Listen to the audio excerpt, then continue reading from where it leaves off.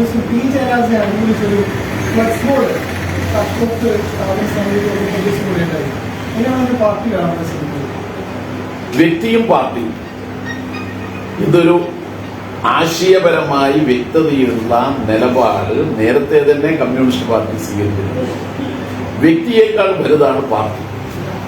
ഒപ്പം വ്യക്തിയുടേതായ സംഭാവന പാർട്ടിയുടെ പ്രവർത്തനങ്ങളിൽ കിട്ടുന്നുമുണ്ട്. EMS ആണ് അതിനെ ശരിയായി വിശകലനം ചെയ്ത് പറഞ്ഞു. EMS ഒരിക്കൽ പറഞ്ഞു, പാർട്ടിയേക്കാൾ വലുതായി പാർട്ടിയിൽ ആരുമില്ല, പാർട്ടി മാത്രമേ ഉള്ളൂ. അതോടൊപ്പം തന്നെ മറ്റൊരു തത്വമാണ്, ജനങ്ങളാണ് ഏറ്റവും പ്രധാനം.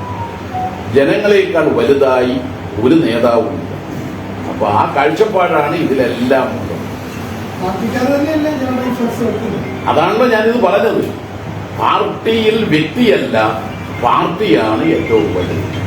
ജയരാജനല്ല, MP ജയരാജനല്ല ഏറ്റവും വലുത്, CPIM ആണ്.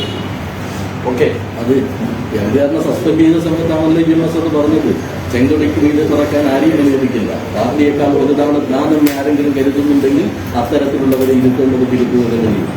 MPRന്റെ പേരിൽ നടപടിയെടുത്തപ്പോൾ മാത്രമല്ല പാർട്ടി ഈ കാഴ്ചപ്പാട് EMS ഉയർത്തിപ്പിടിച്ചത്.